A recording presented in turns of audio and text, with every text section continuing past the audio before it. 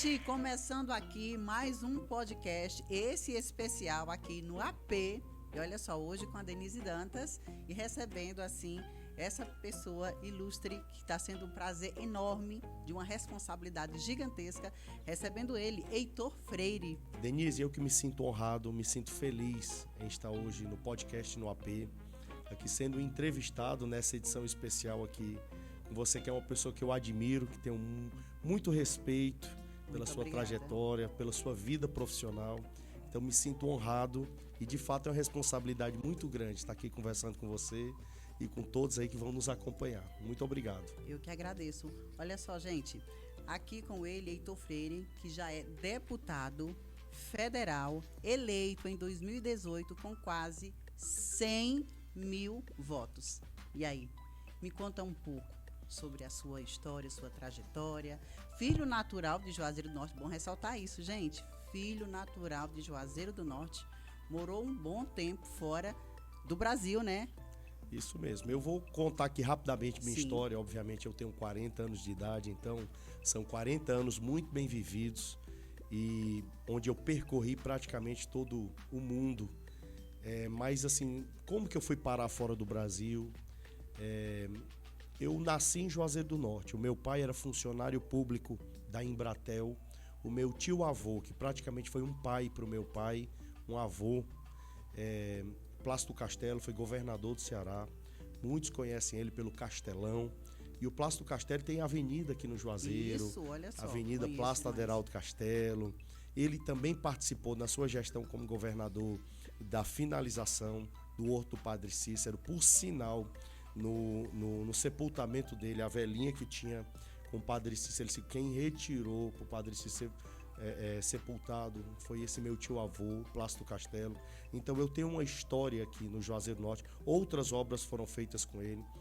Não cheguei a conhecer, ele já era falecido, mas o meu pai sempre falou com carinho muito grande, com admiração, não somente de um político probo, reto, honesto, que trabalhou, mas como um pai, como um tio, como um avô. Tive o prazer de conhecer uma boa parte da sua família, Freire Castelo.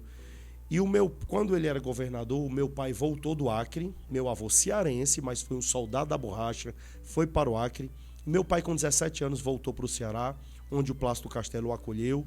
E aí, naquela época, não existiam concursos públicos. O meu pai acabou que foi indicado para trabalhar com tecnologia, que era a Embratel, na época o Telex. E ele mudava muito de cidades. E aí, meu pai, de Fortaleza, veio para Juazeiro. Eu nasci em Juazeiro. E aí logo meu pai foi transferido para o Iguatu. Então eu nasci aqui e tive toda a minha infância, uma parte da minha adolescência no Iguatu. Então o coração é dividido.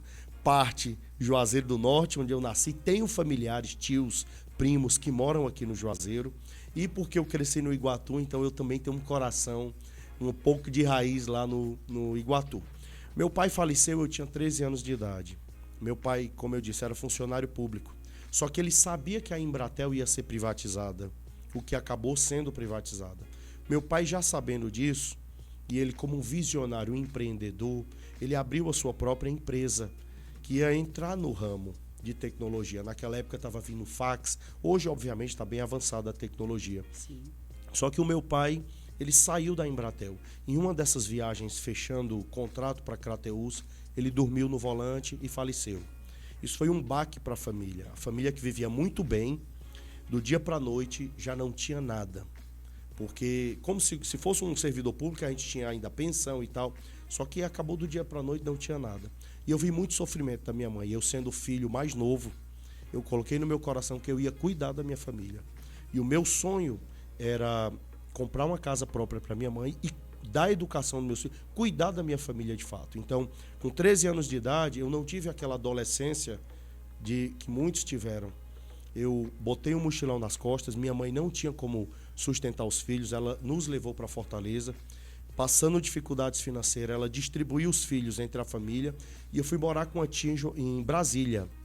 Então fui ali no ônibus, parecia um pau de arara, 3 dias. Aos 13 anos? 13, 15 anos, que a gente se mudou para Fortaleza. Com 15 anos, minha mãe me colocou num ônibus, num pau de arara, e eu fui morar com uma tia de favor em Brasília. Nossa, então você teve que ter aquela responsabilidade gigantesca sobre sua Sendo- família e ter aquele amparato e tomar de conta E de sua sendo família. o filho mais novo para cuidar da família. Claro, os meus Somente irmãos... você, no caso. Éramos 4. O Ah, meu sim, irmão mais sim, velho sim. também foi morar com outra tia.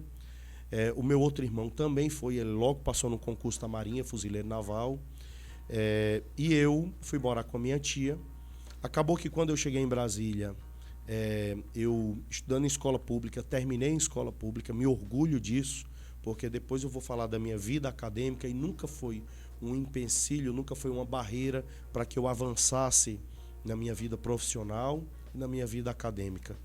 E de Brasília eu me converti para uma igreja evangélica, ganhei uma bolsa numa escola de missionários para passar um mês fazendo missões fora do Brasil. Só te interrompendo um pouquinho. Heitor, com quantos anos você se Eu tinha- converteu? Com 15 anos, assim que eu 15 fui para anos. Brasília, 16 anos de idade, conheci Muito o jovem. Evangelho, conheci o Senhor, e aí eu me converti para uma igreja evangélica. Nessa igreja evangélica, eles tinham incentivo para os jovens, tanto se inserirem na vida espiritual, na pregação do Evangelho, no conhecimento da palavra, e eles faziam intercâmbios entre outras igrejas do mesmo ministério, de outros países, para que os jovens tivessem uma amplitude e uma visão mundial da pregação do Evangelho. Uma escola de missões de verdade. E aí eu, com 16, 17 anos, fui escolhido, ganhei essa bolsa para passar um mês. Foi um milagre de Deus eu ter tirado um visto americano, porque eu morava de favor, estudava em escola pública, não trabalhava. Minha mãe pobre, com todo o sofrimento que estava passando. Naquela época, o visto americano era quase impossível. Hoje está mais fácil, mas naquela época era quase impossível, que a gente tinha que tirar a ficha, ir para frente da embaixada americana em Brasília. Só que Deus foi misericordioso, foi o próprio cônsul que me entrevistou, com muita sinceridade, meu visto foi aprovado. Eu fui para os Estados Unidos ficar um mês, e esse um mês acabou que viraram quase 14 anos fora do Brasil. Mas como isso aconteceu? Eu cheguei nos Estados Unidos e eu sempre tive um probleminha que eu venci já. Eu sempre fui um pouco... gostei de muita limpeza e das minhas coisas organizadas. Como se fosse toque. Eu já venci tudo isso. Então pode deixar aí os quadros virados que eu não tenho mais problema. Mas eu cheguei lá na igreja, nos Estados Unidos, na região de Boston, Estados Unidos, Massachusetts. E aí... Enquanto eu estava uma semana, quem fazia a limpeza do templo da igreja eram os americanos. E aí acabou que eles... aquela limpeza meia boca de americano, né? Que é carpete, que não passa nos cantinhos e assim, coisa rápida, as cadeiras colocadas de qualquer forma. E eu imagino você ali, super umas 800 cadeiras, eu digo, meu Deus do céu, eu vou ter que ajeitar isso. Isso aos 16? Isso aí eu já tinha 17 para 18 anos, eu fui para os certo. Estados Unidos. Foi quando eu estava, que eu completei em outubro, tirei meu visto em novembro, dezembro eu já viajei para os Estados Unidos. E aí, chegando lá, né, uma semana, Deus tocou no meu coração, eu digo, rapaz, eu não vou reclamar, eu vou limpar o local de reuniões aqui, onde tinha as reuniões da igreja, porque lá nos Estados Unidos eles têm a Casa dos Irmãos para acolher os jovens, as famílias que vêm passar um tempo. E eu estava morando lá, eu ia ficar só um mês. Aí você teve aquela atitude de ir lá, você, somente para você, Aluguei, eu vou fazer. Eu já morava lá na Sim. estrutura da igreja, Sim. que tinha uma casa para irmãos que era anexada ao local, né, de reuniões, né, ao templo. E aí eu fui, um templo muito grande, Estados Unidos, como é uma área fria, carpete, e lá eles botam, ao invés de ar-condicionado, aquecedores, porque dezembro é época de inverno em Boston, né, em Massachusetts, então neva bastante, é muito frio. Bom, aluguei uma máquina de carpete, de limpar e lavar carpete. Essa iniciativa toda é sua. Bem na frente do local de reuniões tinha. Aluguei, disse, hoje à noite eu vou passar a noite limpando. Limpei o carpete, parecia aqueles jardins, quando você vê bem bonito, cortados de lá para cá. Pensei na minha cabeça uma estrutura de organização de cadeiras como um diamante.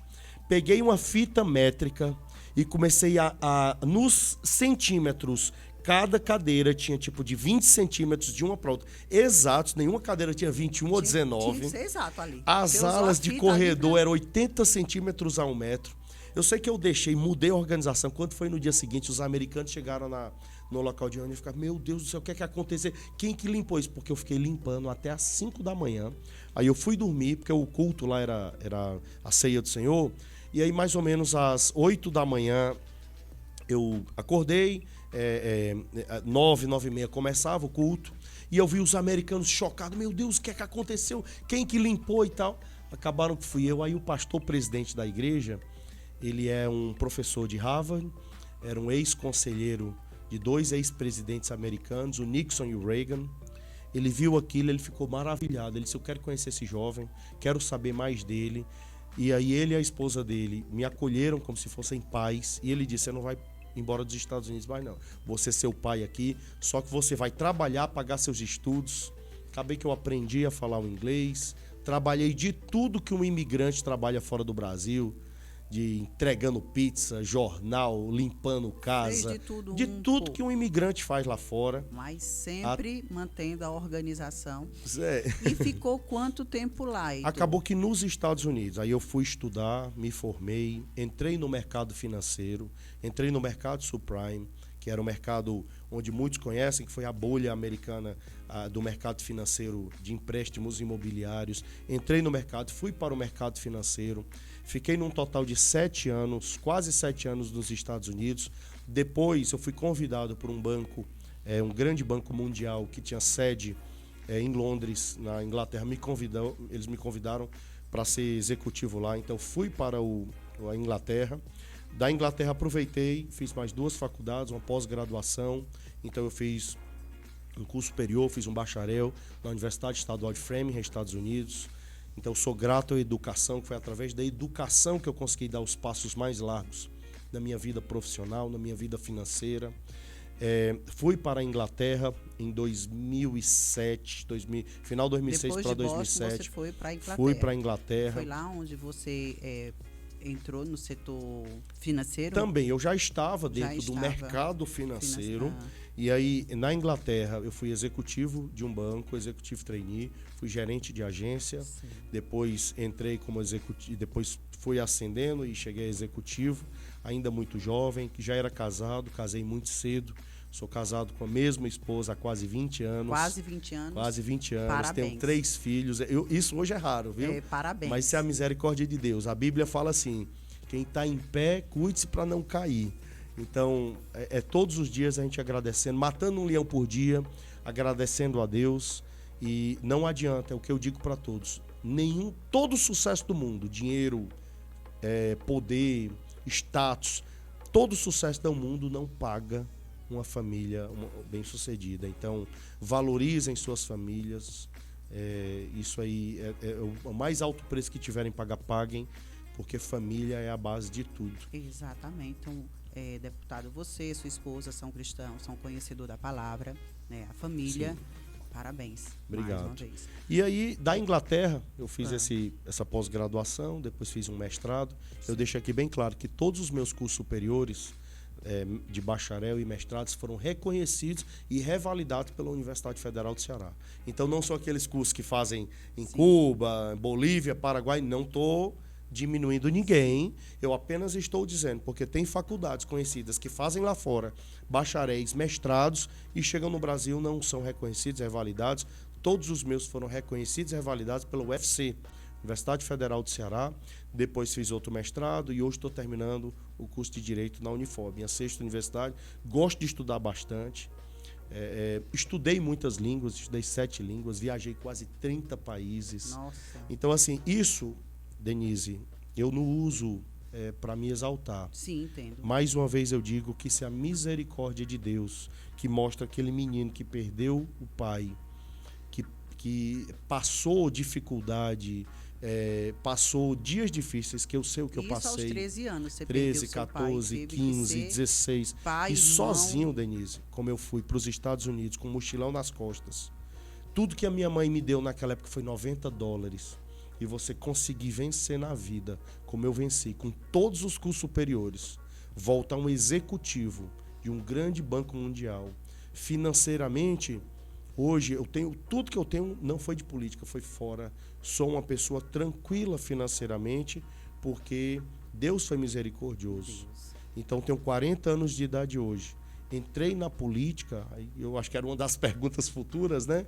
Como é que eu fui parar na política? Isso, de como lá é que eu para cá, voltei? como você foi parar na vida pública? Eu voltei em 2012. Eu saí do Brasil, final de 98 para 99. Aos E 13 aí- anos você saiu do Brasil. Não, eu saí do Iguatu, aos 13 anos. Aos 13, De sim. Fortaleza, 15 para 16. Certo. E aí eu fui para os Estados Unidos, final de 17 para 18 anos de idade. Eu ainda tinha 17 quando eu tirei o visto. Esse tempo de 13 aos seus 16, 17 anos foi onde você teve Foi Fortaleza, foi a perda Brasília, do seu pai, exato. Foi em Fortaleza. Eu perdi meu pai no Iguatu, No onde Iguatu. ele está enterrado. Sim, E sim. com 13 anos, eu tinha 13. Aí com 15 anos, minha mãe foi embora para Fortaleza. Sim. De Fortaleza, passamos a dificuldade, fui para Brasília. De Brasília, eu me converti, tinha ali 17 anos, 18 anos, me converti com 16 anos. Então, 17 anos, eu tirei o visto, completei 18, fiz a minha viagem internacional e fiquei fora até final de 2012. Que lá foi Então, onde você entrou na sua vida Aí, Estados Unidos, financeira. fui para a Inglaterra, onde eu trabalhei de tudo, limpei casa, fui ajudante carpinteiro, mas através da educação eu consegui entrar no que eu gostava, que era o mercado financeiro. Do mercado financeiro fui executivo, depois fui para Inglaterra, casado, meus filhos nasceram lá. E aí da Inglaterra surgiu uma oportunidade de eu voltar para o Brasil. E aí quando voltei para o Brasil, em 2012, eu senti um Brasil diferente do que vendiam lá fora. E foi por isso que eu entrei na vida pública. Me faça assim, faz um balanço sobre os seus 4 anos de mandato. Eu gostaria. Foi um mandato de muito sucesso, Sim. quando eu avalio e comparo com outros mandatos. Primeiro, eu não tenho um padrinho político, não tenho um prefeito, não tenho um empresário rico por trás.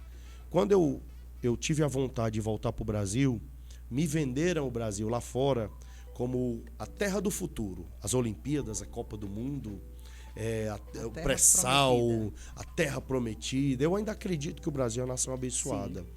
Mas naquela época eles falavam que o Brasil tinha um Ike Batista, que eu conheci lá fora, o 7º homem mais bilionário do mundo, desafiando o número 1, acho que na época era o Carlos Slim, que era um mexicano, e ele dizendo, eu vou ser mais bilionário do que você. Então eu pensava lá fora, eu digo, rapaz, o momento de voltar é agora. Quero voltar para o Brasil. Quando eu chego no Brasil, com a minha visão econômica, eu vi, porque economia, ela é uma matemática muito simples. Ela é que nem um plantio e uma semeadura. Se você planta abacaxi, você vai colher abacaxi. Se você planta goiaba, você vai colher goiaba. Não tem como você plantar goiaba e colher laranja. Não tem. Então, os passos na economia, eles têm que ser muito certos. Você planta agora para colher no futuro. E eu vi que o tripézinho da economia estava todo errado. O Brasil estava vivendo muito de especulação. O Brasil tinha muita gente rica só com especulação, com dinheiro que não existia. A nossa economia não tinha fundamento, nós não tínhamos reservas. O povo não estava liberto do Estado, muito dependente do Estado, de empregos. Eu chegava no interior e eu via cidades que 95% da economia local, dos empregos, eram da prefeitura, do Estado. Então eu ficava, meu Deus, o Brasil ainda está muito preso ao Estado. O Brasil não tem, o Estado não tem como fazer dinheiro. O Estado ou imprime nota nova, que isso tem um reflexo na inflação, ou o Estado vende notas do Tesouro, que também tem um resultado, um impacto na economia. E aí eu falo, o Brasil não tem reserva, não temos dinheiro, a movimentação está toda errada, estourou a bolha. E eu digo mais, conhecendo economicamente como está o nosso país, existe uma bolha hoje, que foi plantada nesses 4 anos, que ainda não foi estourada. Porque nós tivemos, é simples, toda despesa tem que vir acompanhada de uma receita. Você não pode pegar o quanto você ganha. Se você ganha R$1.000 por mês, do nada você diz, vou fazer um empréstimo do carro para pagar R$2.000 por mês. Peraí, tu ganha 1.000, tem as tuas despesas normais, de aluguel, de comida, disso e daquilo, de gasolina, de transporte. Como é que do nada você já vai fazer uma prestação de um carro novo de 2.000? Mas aí você faz e começa a dar cheque por aí. O cheque começa a bater no cheque especial, no limite de cartão de não sei o quê, no CDC da vida. Mas já peraí, passou do vermelho. um dia você vai ter que pagar essa conta. Não é só o nome sujo, não. Então, o Brasil criou muitas despesas nesse período de pandemia. Aumentamos auxílio emergencial, o que foi uma atitude correta, porque o povo estava passando fome. Sim. Então, demos um auxílio emergencial de R$ 600, aumentamos o Bolsa Família para R$ 400. O STF autorizou o pagamento de precatórios. E daí, muitas despesas foram geradas com receita lá embaixo, o Brasil sem produzir nada, e essas consequências elas vão vir. E quem vai pagar é o povo brasileiro. Por isso que esse momento agora de eleições ele é muito importante para decidir as pessoas certas, porque nós temos um futuro de 4 anos. E se colocarem as pessoas erradas, seja em governo, deputado estadual, deputados federais, senadores e presidente, vai ter um reflexo muito, Heitor, só muito uma grande. pergunta aqui. Na época da pandemia, quando começou esses benefícios que a população recebia, era qual o valor antes da pandemia e qual o valor hoje está?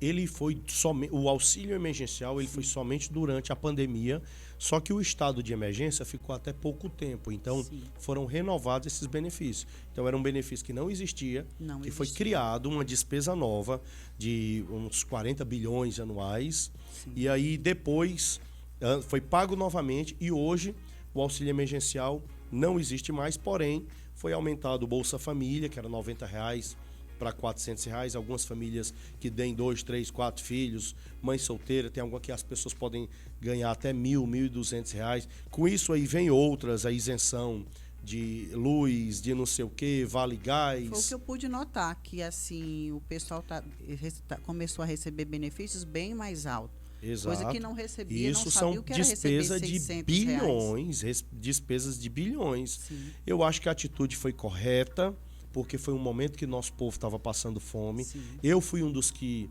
lutaram pelo auxílio emergencial. Quando chegou a R$ 200, eu lutei para que ele fosse mais, para R$ 600, porque eu sou pai de família, eu faço compra, faço feira na minha casa, e eu sei que R$ 200 não dá para nada. Você sai com 2 sacolinhas, olha lá, uma sacolinha. Hoje está tudo muito caro. A gente comprava o arroz a R$ 1. Hoje em dia o arroz a gente compra 10, 12, 13, R$ 14, dependendo do arroz e do tipo. Então, tudo aumentou. Mas essa despesa, ela não vem acompanhada de receita. Ela foi plantada para um dia ser pago. Então, ele é muito importante. Você me perguntou sobre o meu mandato de 4 anos. Sim. Eu entrei na política com um sonho para servir. Deus foi muito misericordioso comigo. E, através de um conhecimento bíblico, Deus colocou no meu coração que eu estudei a Bíblia no grego antigo, eu estudei a Bíblia no hebraico, e eu sempre gostei das profundezas, do histórico da Bíblia, das coisas mais difíceis, vamos assim, de compreender, dos estudos dos fins dos tempos. Só que Deus simplificou e me mostrou que toda a Bíblia e a missão de Jesus na Terra, ela se resume em 2 coisas: amar a Deus sobre todas as coisas e amar o próximo como a si mesmo. Hoje o amor de muitos estão se esfriando. As pessoas passam por um mendigo, por uma criança na rua e não sentem nada. Não sentem nada. O amor de muitos está se esfriando. E amar o próximo como a si mesmo, a palavra amor na Bíblia, toda vez que a palavra amor é citada, ela vem acompanhada do verbo dar. Por exemplo, João 3,16, que é um versículo muito conhecido. Deus amou o mundo de tal maneira que deu o seu Filho unigênito, ou seja, Deus amou e deu. Então, quem ama, dá. Doa. E eu enxerguei isso na política, que a oportunidade que eu tinha para aumentar, para alcançar mais pessoas, seria através da política, e eu ia ser instrumento. Eu sempre pedi a Deus que, se for para eu estar na política e não ser instrumento de Deus, boca de Deus, eu não quero estar na política. Eu quero estar nesse mandato, nesse cargo, que é um cargo honroso, para poder servir e alcançar pessoas. E esses 4 anos, Denise, foram 4 anos de muito trabalho. Foram 4 anos onde eu fui eleito consecutivamente o melhor deputado federal do Ceará pelo ranking dos políticos. O ranking dos políticos é uma instituição apartidária que não tem qualquer ligação pública ou de partidos ou vínculo político, que avaliam todo o mandato dos deputados federais e senadores, quanto a gente gasta, com o que a gente gasta. Eles expõem nos sites de transparentes nossos projetos de leis, qualidade dos projetos, como votamos, faltas, processos criminais, é bem amplo. E eu fui eleito o melhor deputado federal do Ceará dos 4 anos e estou dentre os melhores do Brasil. E o que é que eu fiz nesses 4 anos? Você vê, todos os meus gastos são todos responsáveis.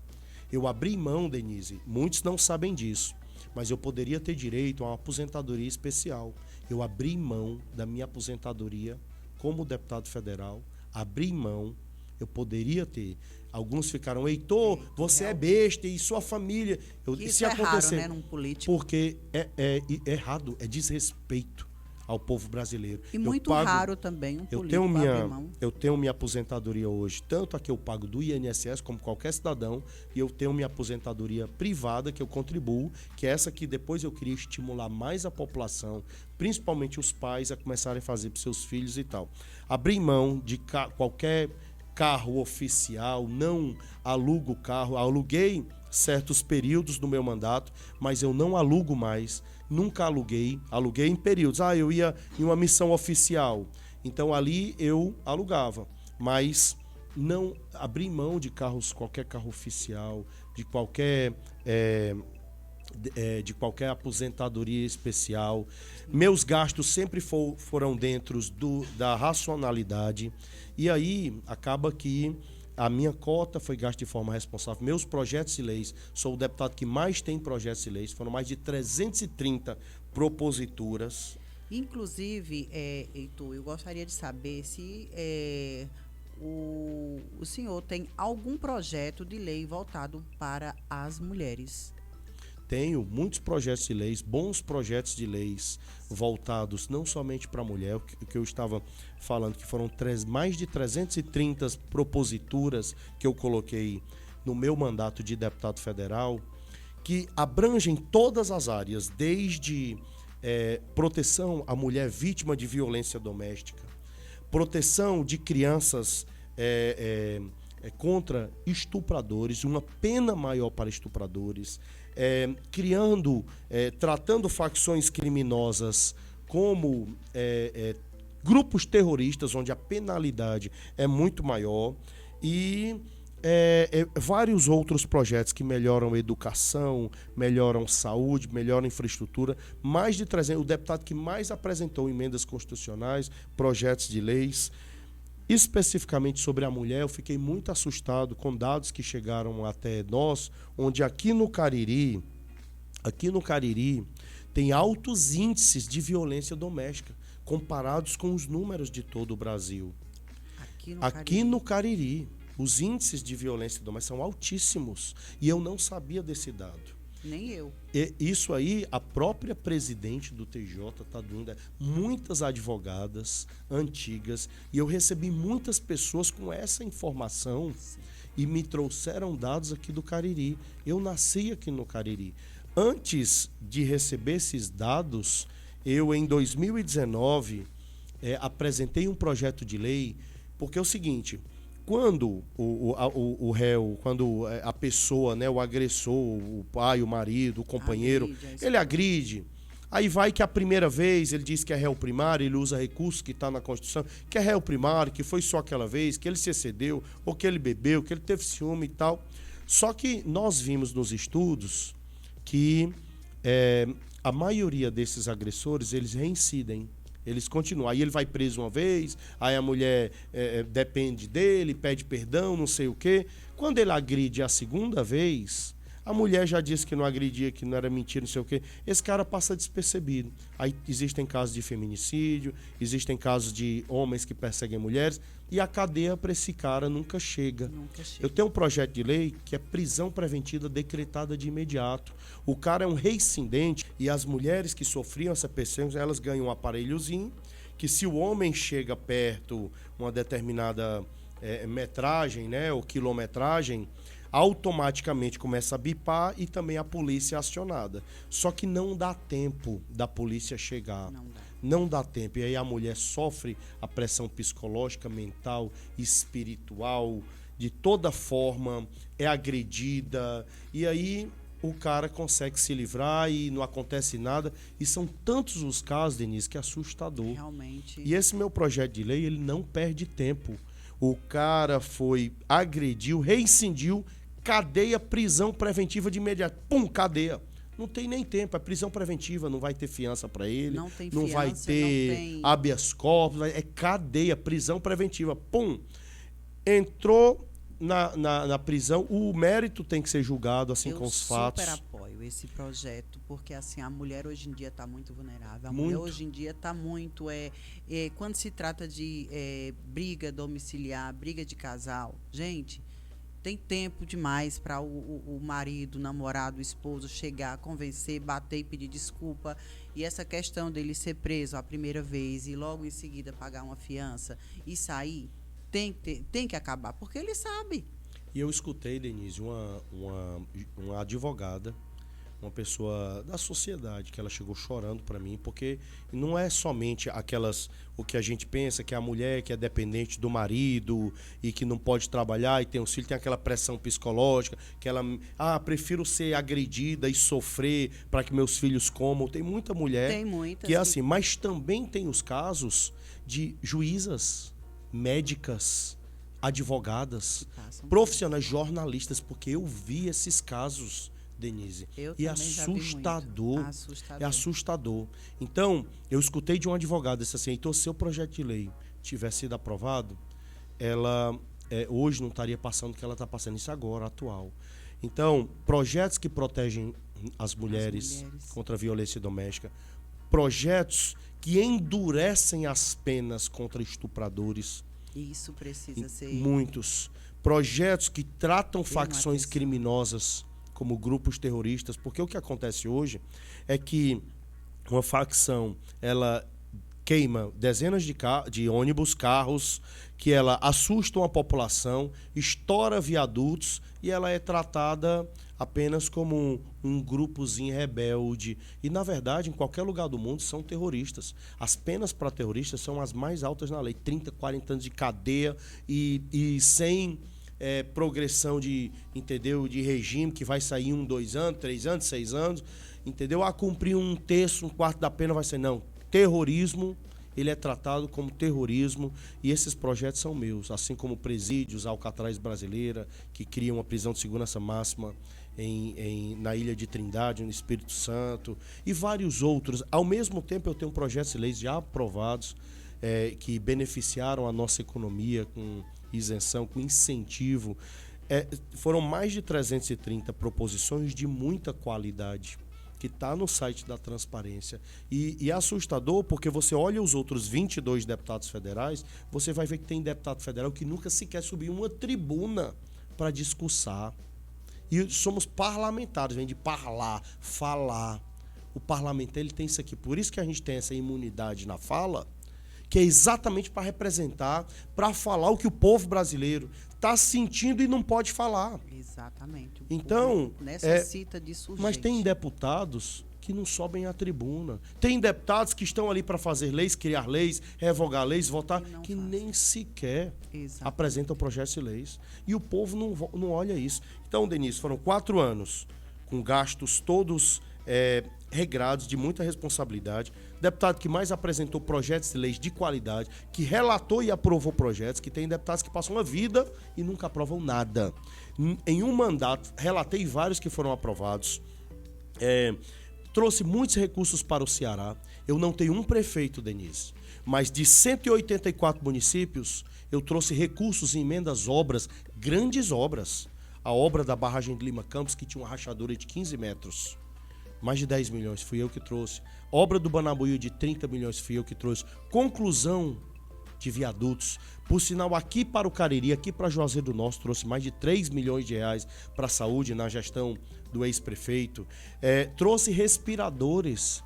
Na época que Juazeiro não tinha mais, não só Juazeiro, mas o Brasil não tinha mais respiradores, o Ministério da Saúde recebeu uma carga e eu consegui com o ministro separar respiradores para trazer para Juazeiro.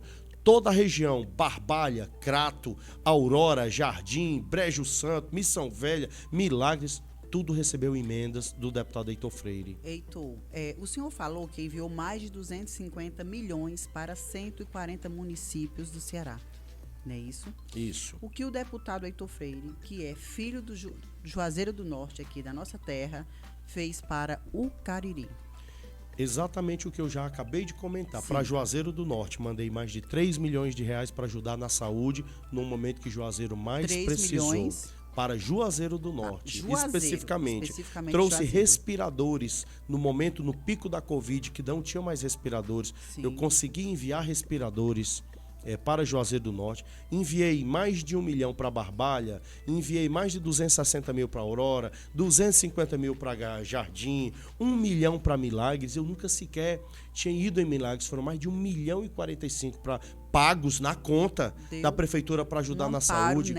Mais de 1 milhão para Missão Velha, mais de 500 mil reais para o Barro. Em Brejo Santo, o meu vereador lá é de oposição, eu sou oposição à gestão, mas eu mandei mais de 200 mil reais para a saúde no momento que Brejo Santo mais precisou. Eu estava pensando no povo, não era na gestão, não era no prefeito ou na prefeita. Então esse é o espírito público, é um espírito grande que olha para aquele que mais precisa e não só para benefício próprio. Exatamente. Mandei obras de mais de 1 milhão para Porteira, para Araripe, para Antonina, e daí foi todo o Cariri, Cariri Oeste, Cariri Leste, a nossa região sul. Foram mais de 140 municípios que receberam emendas. Então, quando eu olho agora no término do meu mandato, completando 4 anos, Denise, como eleito melhor deputado federal pelo ranking dos políticos, mais de 330 proposições apresentadas na Câmara, como projetos que protegem mulheres, crianças, mais de 140 municípios, de 184 receberam mais de 250 milhões de reais. Um deputado que nunca faltou uma sessão da Câmara, tem lá ausências justificadas. Eu estava representando o Brasil em emissões oficiais na ONU, na OMP. Tive o prazer de participar de um tratado internacional que foi sancionado, assinado pelo Brasil, que fortalece o registro de marcas e patentes, que antigamente o processo era muito grande, 10 anos para se registrar uma marca. Eu participei ativamente, protagonista desse tratado internacional. Hoje, Denise, não dura 3 meses. Muito rápido. Quando é uma patente muito complicada, se durar 10 é muito. E é barato, você paga uma taxa. Antigamente... Que era um valor exorbitante. Um valor exorbitante. Demora... Eram até obrigatórios você contratar um escritório de advocacia. Tão complicado. Hoje em dia o cidadão pode ir de forma bem simples, desburocratizando todo o sistema. Então, um mandato de 4 anos bem sucedido, que fez muito pelo povo do Ceará. Não me envaideço com isso, pelo contrário, eu estou semeando aqui nessa terra, porque do pó nós viemos, para o pó voltaremos, e dessa terra ninguém leva nada, nem carro, nem beleza, nem riqueza, nem conta bancária, mas o que semeamos na vida espiritual, e tá hoje dentro da política como deputado federal, e ser um servo, servir as pessoas. Denise, eu nunca mudei o número do meu telefone. Gente, estamos chegando ao final aqui do nosso podcast com o nosso queridíssimo deputado federal, candidato à reeleição, que, olha, vou te falar, fiquei muito feliz em aí saber dos seus projetos com a mulher, dando prioridade à família, que isso é mais importante. E eu estou aqui, muito feliz, frente a frente aqui com o nosso queridíssimo Heitor Freire. E gostaria de saber um pouco, né, finalizando, porque o nosso foco aqui é o Cariri, o meu como que, assim, os projetos vão ser colocados em prática em relação ao nosso povo aqui caririense, você que é filho natural aqui de Juazeiro do Norte. Me fala um pouco sobre o foco que é o nosso Cariri. Denise, eu primeiro agradeço a Deus, a Ele seja toda honra e toda glória. Muito obrigado pela oportunidade de estar aqui conversando com você. Também agradecendo a toda a produção aqui, podcast no AP, que tem feito um diferencial, que são assim fantásticos. Muito obrigado pela oportunidade.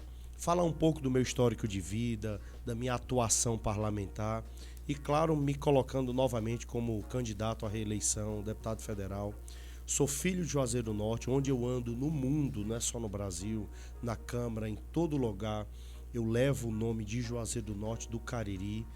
e tenho muito orgulho dessa região. Já ajudei Juazeiro, Crato, Barbalha, Jardim, Aurora, Missão Velha, Milagres, Barro, Brejo Santo, ou seja, já ajudei Cariri Oeste e Cariri Leste, aqui o Crajubá, com emendas parlamentares, com obras, com projetos de leis que beneficiaram. Quando o aeroporto aqui ele entrou na concessão de privatização, eu estava junto com o ministro lá na Bovespa, batendo o martelo, quando vendendo, né, trazendo essa concessão que vai trazer um benefício muito grande em obras do aeroporto, que vai tornar o aeroporto um centro, que vai trazer voos, turismo, não só o turismo religioso, mas das nossas belezas.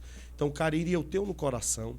E assim, muito obrigado por essa oportunidade. E o que eu quero dizer é que eu nasci em Juazeiro do Norte, sou um filho do Cariri com muito orgulho.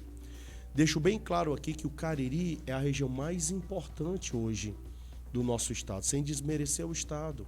O Cariri hoje se tornou um centro econômico, um centro industrial, um centro universitário, que saem daqui muitas riquezas que abastecem todo o Ceará, o Nordeste e o Brasil.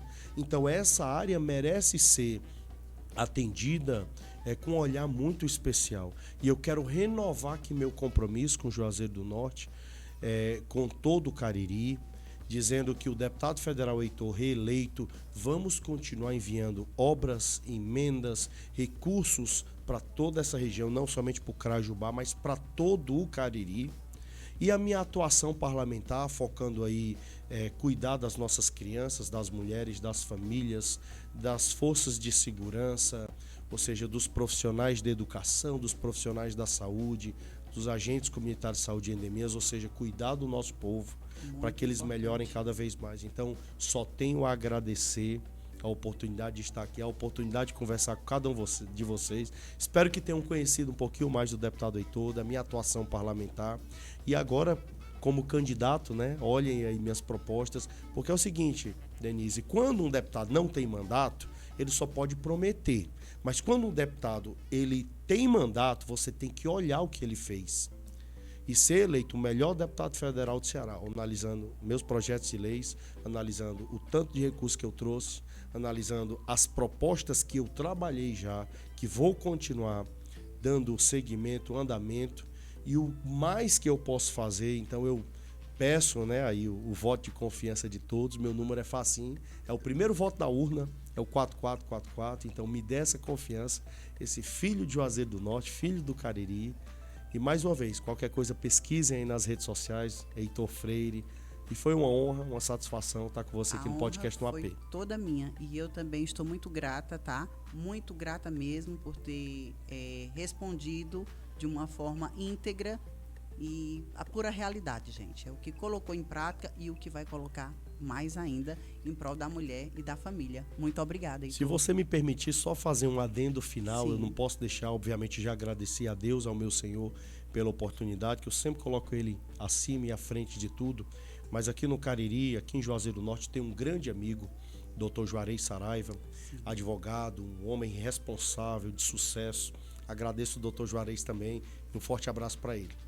Então, gente, olha, muito obrigada, tá? Você aí que está nos assistindo, nossos telespectadores aí, o pessoal aí que está afim de saber como que é os projetos, o que o deputado Heitor Freire tem para oferecer. Então, fica ligado, olha bem os projetos e, olha, vote com consciência e realidade. Tchau! 4.